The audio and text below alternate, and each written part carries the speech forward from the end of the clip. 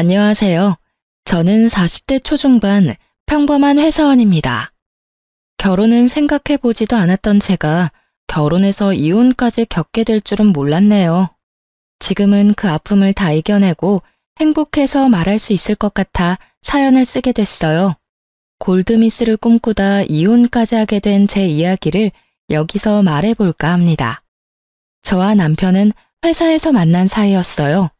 사회생활을 비교적 빨리 시작한 저는 실력을 인정받아 부장까지 빠르게 승진한 케이스였고, 남편은 고시 공부를 하다가 결국 마음을 접고 회사에 입사한 케이스였죠. 처음 만난 건 남편이 대리였을 때였습니다. 저는 자기 관리를 잘하는 능력 좋은 골드미스로 회사에서 꽤 많은 남자의 고백을 받았지만 결혼은커녕 연애도 생각하지 못했어요. 일을 너무나 사랑하기도 했지만 제가 생리불순이 심각했고 그로 인해 배란도 일정치 않아 아이가 생기기 힘든 몸이라는 진단을 받았었거든요. 이런 상황들을 만나는 사람에게 설득하고 싶지도 않았고 그렇게 할 만한 남자를 만나지도 못했습니다.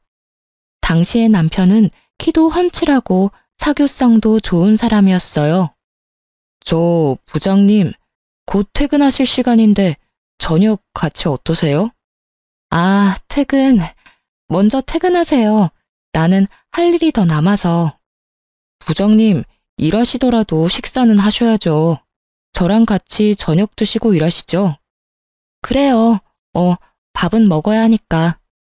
남자를 만날 생각이 없다고 하더라도 굳이 오는 남자를 다 막아야겠다는 생각은 아니었고 호감형의 남자를 마다할 이유도 없다는 생각이 들더라고요.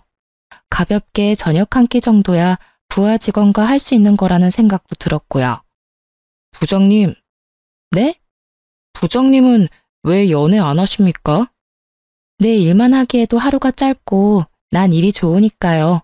그리고 사적인 대화는 자제하죠. 저는 부장님이랑 사적인 대화도 꽤 하고 싶은데요.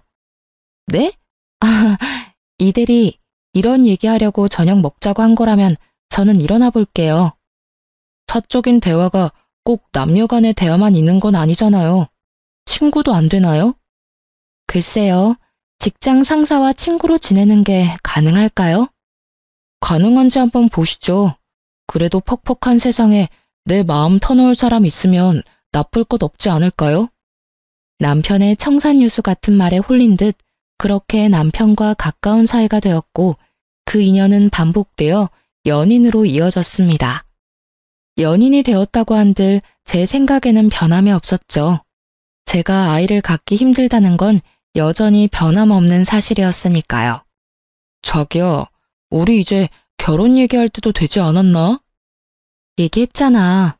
나는 결혼 생각 없고 연애만 하기로. 그래서 동의하고 만나는 거 아니었어? 알지.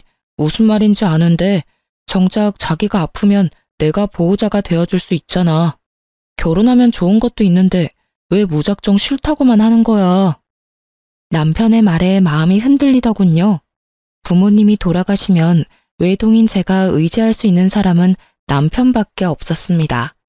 막상 제가 아플 때 부모님이 속상해 하시던 걸 생각하니 더 마음이 좋지 않았고요.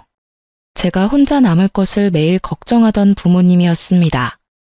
결혼 하기가 그렇게 싫어? 알잖아. 애 가지기도 힘들고 그런 걸로 흠잡히고 싶지도 않고. 아이가 결혼의 전부는 아니야. 너만을 사랑해줄 남자도 얼마든지 있을 거야.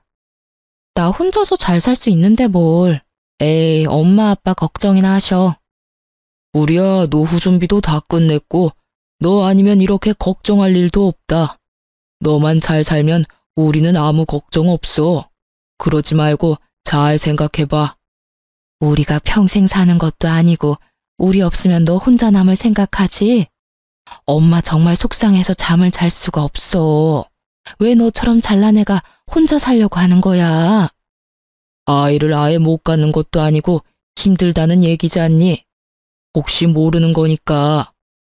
아빠, 나 이미 생각 확고해요. 그만 얘기하세요. 아이를 가질 수 없다는 이유 하나로 혼자 살겠다고 씩씩한 척 살아가는 제가 항상 마음에 걸린다던 부모님의 말씀이 머리에 스쳤습니다. 나 할 말 있어. 듣고 나서 나랑 헤어지겠다고 해도 붙잡지 않을게. 당신 선택 존중할게. 무슨 얘기인데 이렇게까지 얘기해? 나 생리 일정하지 않은 거 당신도 알지? 알지. 어쩌다 건너뛸 때도 있고. 그렇다는 건 알고 있었어. 병원에서도 아이 갖기 힘들 거라고 하더라고. 그래? 그렇구나. 그래서? 그래서라니? 당신이랑 결혼하면 우리 이세 뭐 아이와 행복한 가족 그런 거 못할 수도 있다는 얘기야. 너랑 나 둘만 보고 살아야 할 수도 있다고. 그리고 너희 어머님도 내가 아이 갖지 못한다고 하면 달가워하지 않으실 거야. 자기랑 나 둘만 보고 살면 되지. 엄마? 내가 설득할게. 그리고 나도 이 나이까지 장가 못 가고 있으니 제발 장가만 갔으면 좋겠다 하는 분이셔. 걱정하지 마. 막상 그렇게 말하셨어도 결혼하면 손주 바라는 건 당연한 마음 아니시겠냐는 거지. 나 못 믿어? 내가 다 책임질게. 내 탓이라고 할게. 난 진짜 자기만 있으면 돼. 저 하나면 된다는 남편의 말에 결국 굳건했던 마음이 흔들렸고 저희는 결혼하기로 했습니다. 시어머님께도 제가 아이를 쉽게 가질 수 없는 몸이라는 것에 대해 알리고 결혼을 했습니다. 이런 상황도 솔직하게 말씀드리는 게 가족이 되기 위해서는 당연한 거라고 생각했어요. 남편 말대로 결혼조차 생각 못했던 아들인데 잘 부탁한다고 말씀하시며 결혼을 허락해 주셨습니다. 신혼생활은 회사 근처의 자가에서 생활을 하고 있던 제 명의의 아파트에서 시작하기로 했습니다. 남편이 모아놓은 돈이 별로 없다더군요. 어차피 남편의 경제 상황을 아예 모른 것도 아니었고 제가 넉넉하니 상관없다고 생각해서 큰 문제는 아니었습니다. 저보다 일을 늦게 시작했으니 당연한 듯도 했지만 혹시나 다른 이유가 있나 궁금해 물으니 얘기해 주더라고요. 남편에게는 14살 차이 나는 여동생이 있었습니다. 시아버님은 남편이 고등학생 때 사고로 돌아가셨고 남편이 가장 노릇을 해왔다고 하더라고요.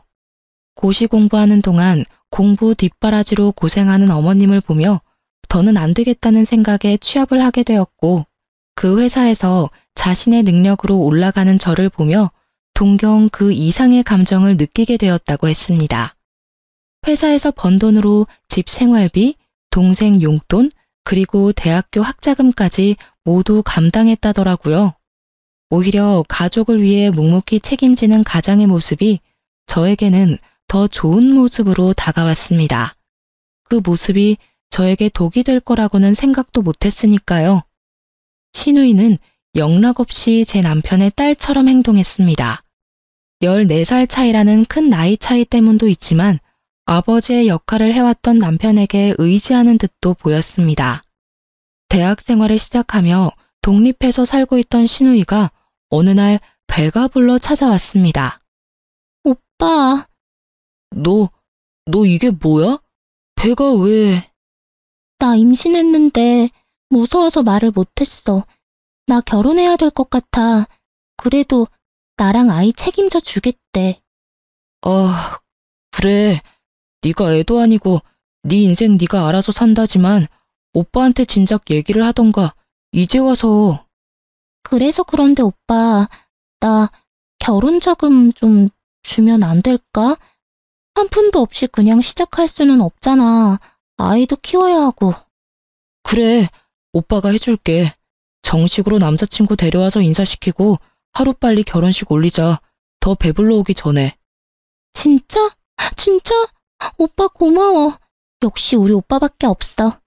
근데 오빠보다 언니가 더 잘 벌지 않아요? 언니도 같이 보태주실 거죠? 아가씨. 저희 결혼하면서 경제관리 따로 하기로 했어요. 그러니 필요한 결혼 자금은 저한테 말씀하지 마시고 오빠한테 받으시면 돼요. 저도 주겠다는 돈에 대해서 아무 말 하지 않을 거예요. 언니, 너무 매정하게 얘기하는 거 아니에요? 우리 그래도 가족인데 하나밖에 없는 시누이가 결혼하는데 뭐 안 해주는 거예요? 그럼, 그래요. 그럼 내가 혼수는 몇 개 해줄게요. 그건 제가 드리는 개인적인 선물인 걸로. 고마워요, 언니. 오빠, 진짜 결혼 잘했어. 언니 최고예요. 시누이가 가고 나서 남편과 얘기를 했습니다. 자기야, 자기 동생한테 줄 돈 혹시 나랑 살면서 모으기 시작한 그 돈 주려고 하는 거야? 뭐 이런 일이 생길까봐 모아놓았던 거니까. 내가 돈 보태주지 않는 거 서운하게 생각하지 마. 애초에 우리 결혼할 때부터 약속했잖아. 알지. 그래도 우리가 남은 아니니까 혼수 정도는 해주고 싶었어. 그 정도까지만 할 거야. 고맙게 생각해. 사실 아무것도 안 해줘도 할 말 없고. 그동안 우리 엄마한테 종종 당신이 용돈도 따로 드리는 거 알고 있었어. 미안해서 말 못하고 있었지만. 그건 당신과 무관하게 내가 어머님께 드리고 싶어서 드리는 거니까 마음에 두지 마. 그렇다고 미안한 마음에 우리 엄마나 아빠한테 따로 돈 드리거나 하지도 말고. 우리 부모님은 내가 챙길 테니까. 알았지?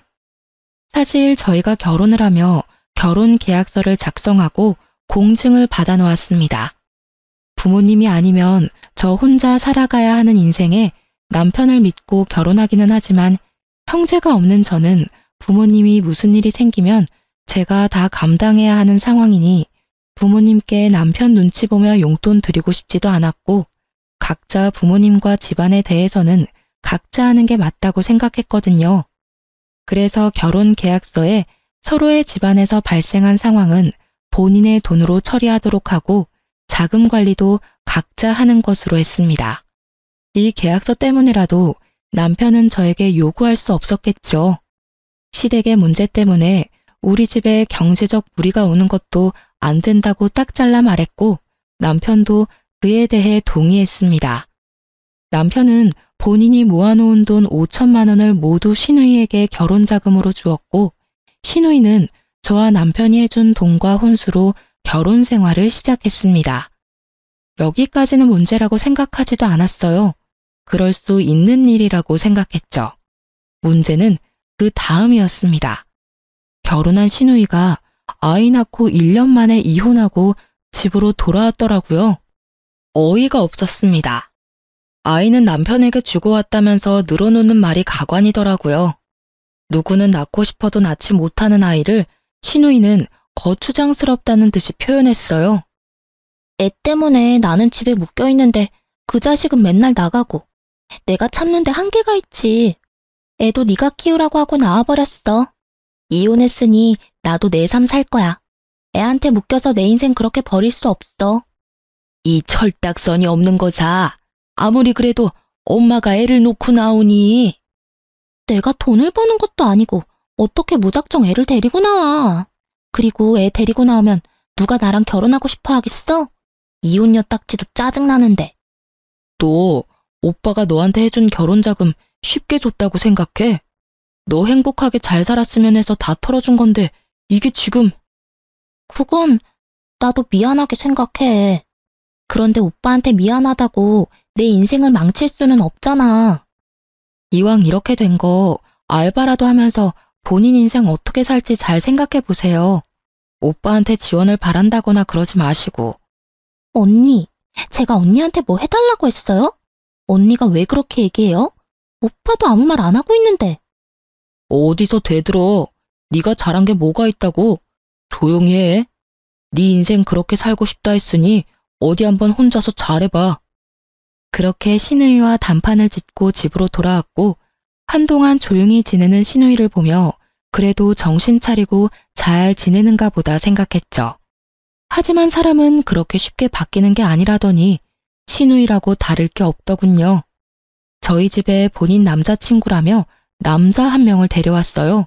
결혼하고 싶다고 그러더라고요. 이렇게 인사시킨다며 남자를 데리고 온 게 이혼하고 돌아온 지 불과 6개월 만이었습니다. 기가 막히더군요. 정신 차리고 살고 있나 했는데 그게 아니었어요. 남자 만나느라고 정신이 나가 있는 거였습니다. 그리고 남편과의 대화로 몰랐던 사실을 하나 더 알게 됐어요. 오빠, 언니, 제 남자친구예요. 저희 결혼하려고요. 네? 저기 지금 무슨 말을 하고 있는지 알아요? 혹시 남자친구분도 알고 있나요? 네, 알고 있습니다. 혼인했던 적이 있는 거 알고 있어요. 알고 있다고요? 얼마나 됐는지는 아세요? 전 남편과 헤어지고 한 달 뒤에 저랑 만났습니다. 그 사람은 인연이 아니었던 거라고 생각합니다. 저랑 맺어지려고 헤어지지 않았을까요? 그 나물에 그 밥이라더니 진짜 신우이가 데려온 남친이나 신우이나 생각 없기는 마찬가지다 싶더군요. 그래서 지금 결혼하겠다고 데리고 온 거라고? 응, 나 혼자 세상 살기 힘들잖아. 이 사람이라면 믿고 살 수 있어. 내가 반대해도 결혼할 거지? 오빠가 내 인생 책임져주지 않는다며 반대할 이유가 뭐가 있어? 그래도 오빠로서의 노릇은 해줄 거지? 오빠 노릇? 무슨 말 하는 거야? 결혼, 돈 없이 할 수 없잖아. 너, 내가 그전 결혼 돈 해준 것도 모자라서 너 돌아오고 생활비도 매달 보내줬는데 그건 다 어쩌고. 잠깐만, 당신 지금 뭐라고 했어? 생활비? 아가씨한테 따로 생활비 보내줬어? 알아서 살라 그러고 일절 안 도와주겠다며. 어떻게 된 거야? 아, 그게 그래도 동생이 밥 먹을 돈도 없다는데 어떻게 또 아무것도 안 보내. 아, 그럼 그동안 따로 돈을 모으고 있는 게 아니고 다 동생한테 보내준 거네? 내가 당신 다시 돈 모으라고 생활비도 내가 다 감당한다고 했잖아. 이러라고 내가 생활비 내지 말라고 말한 게 아닐 텐데. 그게 미안해 여보.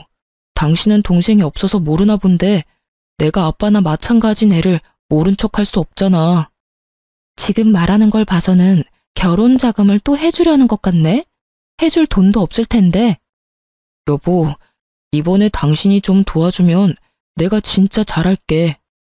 아니, 그건 안 돼. 절대 안 된다고 했어. 언니, 그렇게 냉정하게만 굴지 말고 좀 해줘요. 언니 돈 모아서 다 어디 쓰려고요?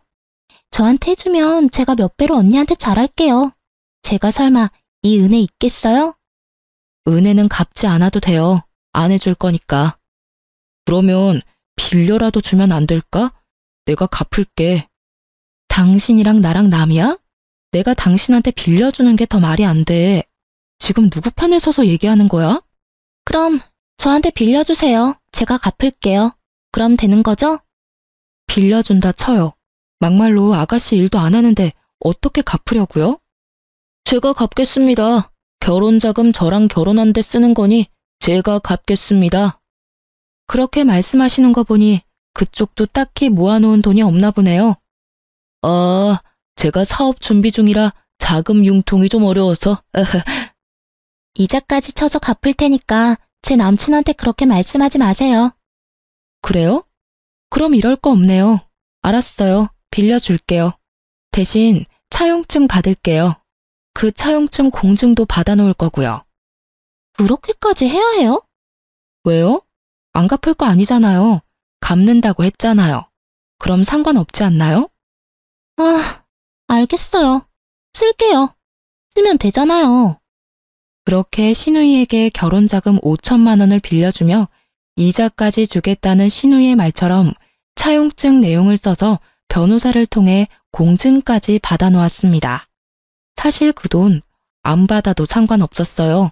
받을 생각도 없었지만 신우이 말하는 태도가 좋지 못했고 남편도 말로만 혼낼 뿐 결국 신우이가 원하는 대로 다 들어주는 게 못마땅해서 겁이라도 주려고 변호사 앞에 데려다가 공증을 받은 거였어요.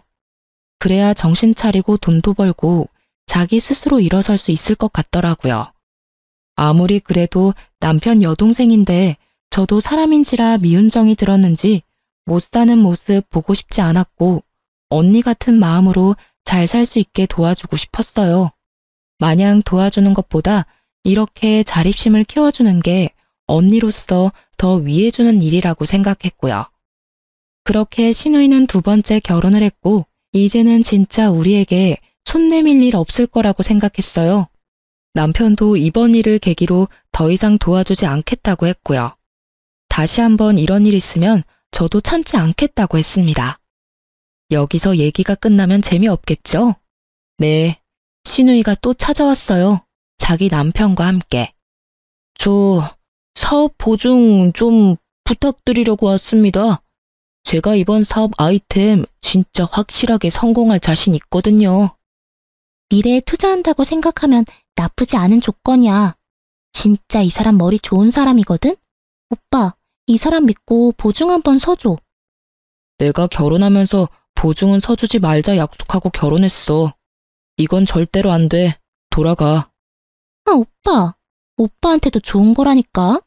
보증만 서주면 이 사람 사업 시작할 수 있고 진짜 잘 될 거라고. 믿어달라니까. 여기 사업 계획서도 가지고 왔습니다. 투자라고 생각하시고 한번 봐주세요. 볼 것도 없고 해줄 생각도 없어요. 돌아가요. 단호한 남편의 모습에 조금은 안심했습니다. 신우이야 정신 못 차리는 게 하루 이틀 일이 아니니 또 시작이구나 하고 싶었지만 남편은 그래도 나랑 헤어질까 무섭긴 한가 보다 했어요. 하지만 아니더군요. 저 몰래 따로 만나 신우 남편 보증을 서줬더라고요. 비밀은 그렇게 오래가지 못하고 발각됐습니다. 내가 보증만은 절대로 안 된다고 했잖아. 그것도 모자라서 나 몰래 해줘? 차라리 대놓고 해준다고 하지. 이제 나를 속이고 몰래 해준다고? 내가 앞으로 당신을 뭘 믿고 살아? 자꾸 찾아와서 해달라고 하니까 더 거절을 못하겠더라고. 아, 이건 나랑 헤어진다는 의미로 받아들여도 되지? 지금 이혼하자는 거야? 이게 이혼 얘기까지 나올 일이야? 지금은 내가 너무 화가 나서 당신 보고 싶지도 않고 얘기해봤자 좋은 소리 안 나와. 나가. 이 집에서 나가라고. 진짜 잘 생각하고 얘기해. 우리 둘 일도 아니고 고작 보증 서준 거로 이혼이라니. 고작? 고작이라 그랬어? 이건 우리 신뢰의 문제야. 생각할 시간이 필요해. 나가줘, 이 집에서. 남편은 집을 나가 시어머니 집으로 향했는지 곧장 시어머니께 전화가 왔습니다. 애미야, 여동생네 보증 하나 서줬다고 이혼이라니? 이게 말이니? 가족끼리 보증 그게 뭐 못할 일이라고 이렇게까지 한다니? 어머니, 이건 아범과 저 신뢰가 깨진 문제예요. 결혼할 때 보증만큼은 친한 친구, 가족 모두 서지 않기로 했어요. 그리고 저도 많이 참았습니다. 아가씨 일로 싸우는 거? 저도 이제 지쳐요. 엄마, 나 바꿔줘봐. 저기요, 언니. 아가씨, 어때요? 아가씨 때문에 오빠가 이혼하게 생겼네요? 언니, 저도 언니가 하는 말에 그동안 상처 많이 받았지만 가족이라 참았는데요. 진짜 이제 못 참겠네요. 언니 그 돈 모아서 다 어디에 쓸 건데요? 어차피 애도 못 낳잖아요. 키울 애가 있는 것도 아니고. 그 돈 모았다가 자식 물려주지도 못하면서 내가 오빠 동생이면 언니 동생이기도 한 거 아니에요? 언니는 동생도 없잖아요. 내가 딸이라 생각하고 나한테 잘해주는 게 그렇게 힘들어요? 그러면 우리 오빠랑 결혼은 왜 했어요? 언니 없을 때 우리 남매 사이 좋았어요. 언니 때문에 우리 오빠 이상해지고 나랑 사이 안 좋아지고 있는 거 알아요? 이런 게 적반하장이다 싶었습니다. 잘해줘 봐야 기억도 못하고 물에서 꺼내주면 보따리 내놓으라던 옛말이 하나 틀리지 않다는 걸 알았습니다. 제가 이 상황에서 벗어나는 건 이혼밖에 없겠다 싶었어요. 남편이랑 더 얘기할 것도 없었습니다. 전화로 저렇게 함부로 얘기하는 신우이를 가만히 놔두고 옆에서 묵묵히 듣고 있었던 건 이 상황, 이 말에 모두 동의한다는 것밖에 안 되는 거였어요. 제가 이혼을 하기로 마음먹은 이상 제대로 잘라내야겠다고 생각했습니다. 전 혼자서도 세상을 살아내야겠다고 생각하고 늘 대비해오던 사람이었기 때문에 이런 상황에 대해서도 대처해 놓았어요. 제 성견 지명이 빛을 발하는 순간이었습니다. 결혼 계약서와 신우이에게 빌려준 돈에 대한 차용증을 들고 시댁으로 향했습니다. 이게 뭐니? 결혼 계약서? 너희 이렇게 남보다도 못하게 살고 있었니? 부부 사이의 계약서라니? 이게 무슨 말도 안 되는 상황이야? 이럴 것 같아서요. 저는 제가 스스로 챙겨서 살아야 하거든요. 아가씨 말씀대로 저를 부양해줄 자식이 있는 것도 아니고 저랑 같이 슬픔을 나눠줄 형제 자매도 없어서요. 그래서 당하고 살지 않게 항상 대비를 해뒀을 뿐이에요. 이딴 게 무슨 소용이 있어? 소용이 없을 리가요? 공증까지 다 받아놓았고 계약서에 적힌 대로 이행하는 데 문제가 없다는 것도 확인하고 왔어요. 저희 재산 관리 따로 해왔고 제 재산 증식에 보탬을 준 적도 없으니 제 재산에 대한 분할은 아마 없을 겁니다. 그러기로 계약서에 서명도 했고요. 여보, 자기야, 이러지 마. 진짜 우리 이렇게 헤어지는 건 아니잖아. 난 이미 여러 번 기회를 준 것 같아. 가족들 일이 우리 가정 문제로 번지지 않게 해달라고 부탁했잖아. 아주 여러 번. 이제는 이해해줄 수 있는 인내심이 남아있지도 않아. 당신 없이 못 산다는 거 알잖아. 이러지 말자 정말. 협의 이혼으로 깔끔하게 끝내자. 머리 아프게 하지 말고. 아무리 그래도 결혼해서 같이 산 시간이 있는데 나보고 한 푼도 받지 말고 나가라는 건 아니지 않냐? 협의 이혼하자는 말에 발끈한 이유는 저랑 헤어지고 싶지 않아서가 아니었습니다. 제 재산, 그걸 나눠받지 못한다는 이유였어요. 저를 사랑해서 저를 놓지 못하는 게 아니었습니다. 이때까지 내가 알던 사람이 만나 혼란스러웠고 머리를 한 대 맞은 것 같은 충격까지 오더군요. 솔직히 제가 헤어지겠다고 하면 가족을 버리고라도 저와 살겠다고 할 줄 알았거든요. 자기가 아무리 퍼져도 밑 빠진 독처럼 오빠한테 바라기만 하는 시누이, 그리고 그 시누이마저 안타깝다는 생각으로 오히려 아들에게 요구하는 시어머니, 그 사람들을 두고 저를 선택할 거라고 생각했어요. 적어도 전 그 사람에게 피해를 주지도 않았고 시댁 식구들만 아니라면 저희 사이에는 그 어떤 문제도 없다고 생각했거든요. 그런데 막상 끝까지 간이 나오는 말은 제 재산을 나눠주지 않는 건 좀 열받는다는 말. 정신 차려야겠다 싶었습니다. 내가 이런 사람을 믿고 살려고 했다니. 이 사람에겐 내 재산 한 푼도 아깝다. 절대로 빈틈을 보이지 말아야겠다. 그 어떤 동정도 절대 하지 않을 거라 다짐했습니다. 당신이 내 재산에 보태준 게 뭐가 있어? 오히려 내가 당신한테 보태주지 않았나? 이런 식이면 당신 동생한테 빌려준 돈, 이것도 차용증 있는 거 알지? 이것도 받아낼까? 당신 봐서 이건 안 받고 헤어지려 했는데 이런 식이면 이것까지 그냥 다 받아내고. 아이, 진짜. 제 할 말을 다 하니 남편은 소리 지르는 것 말고는 아무 말도 못 하더라고요. 그렇겠죠. 할 말이 없을 수밖에요. 만약의 경우 최악의 수를 생각하여 준비했던 것이 도움이 될 날이 오리라고는 상상도 못했는데 역시 믿을 건 저 자신밖에 없다는 생각이 더욱 확고해졌습니다. 결국 남편은 협의 이혼 합의서에 서명했고 이혼을 진행하게 되었습니다. 제 재산을 건드리지 않는 이상 소송을 할 이유도 없었고 이혼에 제 에너지를 소비하고 싶지도 않았습니다. 그래도 이 상황에 무난하게 이혼하게 되었다는 생각으로 지내고 있었어요. 그런데 이 사람, 저한테 속인 게 하나 더 있더군요. 변호사가 남편 재산을 파악하는 와중에 발견한 게 있다며 연락이 왔습니다. 저에게 말하지 않고 구입해둔 소형 건물이 있다고. 제가 시누이 혼수를 해주고 시누이 재혼 비용을 빌려주는 동안 남몰래 자기 앞으로 건물을 사두며 결국 나보다 더 재고 따진 건 남편이었구나. 그 생각에 눈물이 앞을 가렸습니다. 이 사람 나밖에 믿을 사람이 없다더니 나를 제일 못 믿고 살았구나. 심지어 이 건물을 시어머니 명의로 바꾸려 했나 보더라고요. 혹시 모르니 변호사가 가압류부터 걸어놓자 했었는데 이래서 전문가의 도움이 필요하구나 싶었습니다. 저를 바보로 알았나 봐요. 이 정도로 허술하게 재산을 은닉한 걸 보면요. 남편은 당연히 시어머니 명의로 변경하지 못했고 이에 대해 재산 분할 청구를 했습니다. 괘씸한 마음이 들어 시누이에게 빌려주었던 돈도 강제 집행을 요청했고 그 돈까지 모두 받아냈습니다. 그러자 가만히 있던 남편 쪽에서 연락이 오더라고요. 당신 동생한테 쓴 차용증 빌미로 강제 집행해서 그 돈을 결국 다 받아갔더라? 참 당신 인정머리 없는 줄은 알았지만 사람이 못됐다 정말. 우리가 지금은 이 지경이어도 가족으로서의 정이라는 게 있는데 이런 식으로 나와? 나라고 아무것도 몰라서 가만히 있었던 줄 아나 봐? 참 말 한번 뻔뻔하게 한다. 우리가 가족이라고? 가족이어서 건물 있다는 것도 속이고 네 여동생이 잘못돼서 이렇게 된 우리 상황 생각 안 하고 나한테 인정머리 없다고? 그래, 네가 아는 게 뭐길래 이렇게 말하나 한번 드러나 볼게.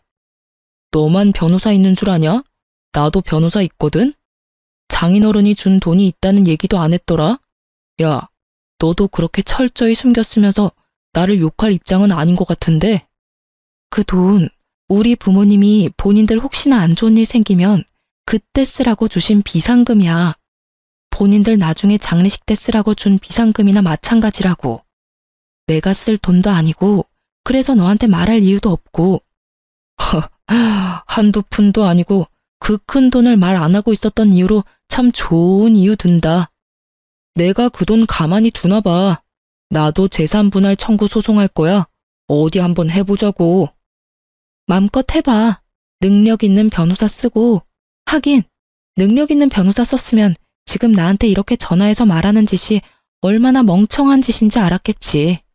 변호사 말이 부모님께서 증여해준 돈은 재산 분할 대상에 해당하지 않는다더군요. 만약 건물을 구입해서 그 건물값이 올라갔다거나 주식을 사서 재산이 증가했다면 분할 대상이 됐을 수도 있지만 단순히 증여받은 돈 자체를 분할 요청할 수 없다고요. 어차피 건드릴 생각도 없는 돈이었지만 부모님도 혹시나 하는 마음에 그냥 비상금으로 두고 있으라고 하셨었거든요. 결국 남편의 재산 분할 요청은 받아들여지지 않았습니다. 본인의 건물값이 구입했을 때보다 꽤 올라 저는 많은 재산 분할을 받게 된 것에 비해 본인은 받은 게 없으니 열이 꽤 받았는지 핸드폰에 불이 날 정도로 전화를 해대더군요. 받아봤자 들을 말 뻔했고 하고 싶은 말도 없던 저는 다시는 연락하지 말라는 문자와 함께 번호를 차단했습니다. 그렇게 남편과는 더러운 꼴을 다 보고 이혼하게 되었습니다. 이혼 후에도 계속 같은 회사에 근무했던 저와 전 남편은 듣고 싶지 않아도 서로의 소식을 들을 수밖에 없었습니다. 한동안 눈치 보며 저에게 남편 얘기를 하지 않던 직원들이었지만 아무리 쉬쉬해도 들리더라고요. 서로 같은 회사 근무하고 있다고 하더라도 근무 부서가 달랐고 근무 층수도 달랐기 때문에 마주칠 일은 많지 않았습니다. 꼴 보기 싫었을 텐데 그만두지 않은 이유요? 제가 그 사람 때문에 굳이 피해볼 필요가 있을까 싶었습니다. 이혼의 원인이 저 때문도 아니었고 따지고 보면 남편도 아닌 가족이 이유였기 때문에 사람들에게는 성격 차이로 이혼했다고 말했고 남편이 저에게 그렇게 더러운 꼴까지 보인 줄은 몰랐겠죠. 몇 년이 지나고 회사에는 큰일이 생겼습니다. 웅성대는 직원들에게 무슨 일이냐고 묻자 말하기를 주저하더라고요. 무슨 일인데 이 난리야? 아, 그게 부장님, 뭔데? 큰일이야? 재무부 직원이 공금 횡령을 했대요. 횡령? 누가 그렇게 멍청한 짓을? 그 부장님 전 남편분이라던데요. 어? 이 대리 말하는 거야? 네, 심지어 요번이 처음도 아니래요. 얘기를 듣자 하니 이혼한 저조차도 안타깝다 싶을 정도로 처절하더군요. 저와 이혼 후 시누이 남편의 사업은 결국 망했고 그 사업에 보증을 서준 남편이 그 빚을 다 떠안게 됐답니다. 억 단위의 빚이 생기니 버는 족족 다 차압당하게 되었고 생활도 좋지 않았다네요. 그래서 사는 게 녹록지 않으니 뭐라도 해보겠다 싶어서 공금 쪽에 손을 댔나 했는데 알고 보니 횡령이 처음이 아니었습니다. 저랑 살기 전부터 조금씩 횡령을 해왔더라고요. 전부터 조금씩 해오던 공금 횡령으로 주식 투자를 해 돈을 불려 그 돈으로 건물을 샀더라고요. 그렇게 겁없이 계속 횡령을 해오다 이번에 회사 감사가 진행되며 걸리게 되었고 해고는 당연한 결과였습니다. 해고된 남편은 결국 징역을 살게 되었다고 사람 인생이 이렇게까지 망가질 수 있구나 싶은 순간이었습니다. 저와 같이 살던 사람이 징역까지 살다니, 드라마에서나 있을 일이 이렇게 내 주변에도 벌어질 수 있는 거구나 싶었어요. 전 남편이 징역을 살 동안 저는 더 치열하게 회사 생활을 해나갔습니다. 그리고 이제는 누구에게도 의존하거나 의미 부여하지 않고 저 혼자 잘 살아가리라 생각했습니다.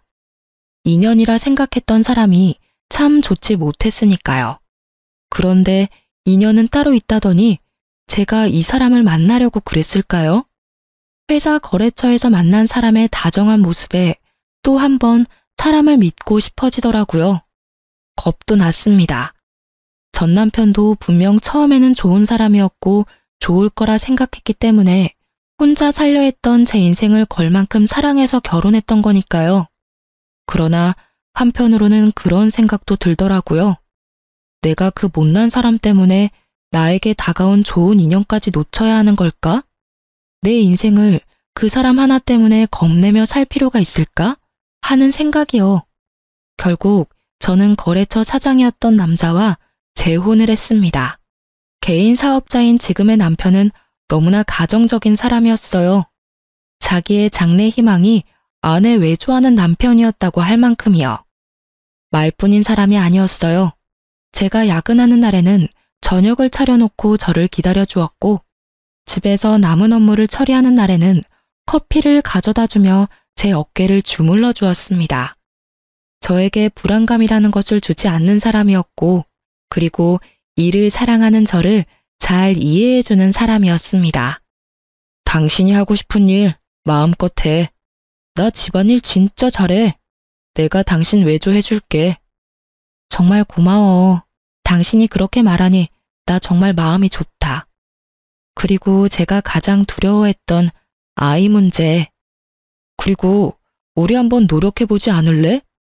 아이 말이야. 물론 아이 없이 당신과 둘이어도 너무너무 행복해. 근데 지나가는 아이들 보고 당신 슬픈 눈 하는 거 너무 마음 아파. 우리 노력해보고 안 되면 그때 우리 둘이 행복하게 살아도 좋잖아. 그래, 당신이랑 노력한다면 아이 생기지 않아도 그 과정도 행복할 것 같아.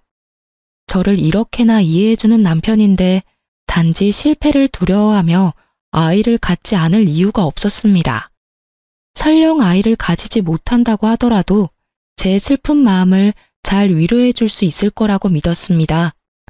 저희는 적극적으로 난임병원에 다니며 아이를 가질 수 있도록 노력했고, 저희의 마음을 하늘이 알아준 것처럼 저희에게 예쁜 아이가 찾아왔습니다. 지금의 남편은 임신 기간 내내 정말 제가 무슨 여왕인 듯 떠받들더라고요. 이렇게 행복해도 되나 싶을 정도로 행복한 시간이었습니다. 임신 기간 내내 혹시나 하는 불안감은 괜한 생각이라는 듯이 건강하게 자라 태어난 저희 아이는 지금의 남편을 닮아 잘 웃고 착한 아들이었습니다. 아이를 낳고서 회사를 그만두어야 하나라는 생각을 하는 저에게 자기가 아이를 돌볼 테니 제 일을 계속하라던 남편이었습니다. 오히려 저보다 아이를 잘 본다 싶을 정도로 아이 육아를 너무나 잘해줬어요. 덕분에 빨리 회사에 복귀하여 일에 집중할 수 있었고 진급도 하게 되었습니다. 행복한 나날의 연속이었어요. 아이는 건강하게 무럭무럭 자라 만 1살 돌이 되었습니다. 아이 돌잔치를 위해 호텔을 예약했고 돌잔치 당일이었습니다. 양가 식구들과 친척들을 초대해 소소하게 진행한 돌잔치였어요. 그리고 그 사이에서 음식 서빙을 하고 있던 전 시누이를 보게 되었습니다. 황급히 얼굴을 피하더군요. 저는 일부러 전 시누이를 불렀습니다. 서빙하느라 수고가 많네요. 여기 팁. 열심히 살아요. 다른 사람 덕으로 살려 하지 말고 자기가 벌어서 사는 삶을 살아요. 저 행복하게 살고 있어서 몰랐었는데 마음에 응어리가 남아있었나 보더라고요. 옛 시누이에게 그렇게 훈수를 던지고 나니 마음에 있던 돌멩이가 사라진 기분이었습니다. 돌잔치를 끝내고 집으로 돌아와 요리할 힘도 없던 저희는 배달 음식을 시켜 먹기로 했어요. 참 정말 이런 일은 꼭 하늘이 장난을 치고 있는 게 아닌가 싶을 만큼 한 번에 일어나더라고요. 저희 집 앞에 서 있는 배달기사는 전 남편이었습니다. 징역 살고 나와 배달 일을 하고 있다는 소문은 들었었는데 설마 우리 집으로 배달 오겠어? 싶던 생각은 역시나 현실이 되었습니다. 어떻게 여기에? 그건 내가 할 말이고 이젠 이쪽 배달은 안 왔으면 좋겠네. 보기 거북하니까. 여보, 음식 받았어? 내가 아기 기저귀 갈고 음식 세팅할 테니까 식탁에 올려놔. 아기? 너 아이를 낳았어? 못 낳는다고 했잖아. 어떻게 된 거야? 글쎄 말이야. 당신이랑은 그렇게 안 생기던 아이가 이 사람이랑은 생기더라고. 당신 문제였나 봐. 아이 안 생기는 건. 아니면 하늘이 내 편이라 우리 사이에 아이를 안 주셨던 거겠지? 저를 원망하는 듯 애처로운 듯 바라보는 전 남편의 눈빛을 뒤로하고 문을 보란 듯이 쾅 닫았습니다. 그 일을 마지막으로 전 남편은 다시 볼 수 없었습니다. 자신의 동생을 위해서 최선을 다하는 오빠였지만 정작 자신의 가정은 지키지 못했던 전 남편은 그렇게 위하던 여동생 때문에 좋은 직장도 잃고 정가가 있는 사람이 되어버렸더군요. 남편에게 은혜를 갚겠다던 신우이는 본인의 빚 갚기에도 급급한 사람이 되었고요. 자기만 믿으라던 전 남편의 가머니설에 속아 결혼했지만 만약의 경우를 생각해 대비해 놓은 것이 다행이다 싶습니다. 여전히 현재 결혼 생활에서도 서로의 비상금은 지켜주며 생활하고 있습니다. 전 남편이 저에게 나쁜 영향만 준 것은 아닌 것 같아요. 여자라고 해서 무조건 집에서 살림만 해야 하는 게 아니라는 것도 알았고 적어도 자신의 가족이 위기에 닥쳤을 때 서로의 눈치를 보지 않고 해결해 줄 수 있을 정도의 능력은 유지하며 살아가는 게 좋겠다는 생각에 더욱 확신을 주었거든요. 그리고 가정을 이루었다면 무엇보다 그 가정에 충실해야 하는 게 맞잖아요. 제 가치관이 틀리지 않았다는 걸 몸소 증명해준 전 남편.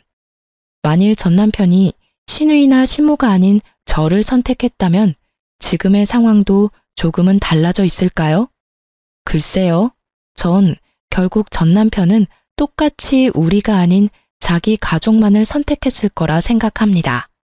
가족의 개념이 저와는 다른 사람이었다고 생각하니까요.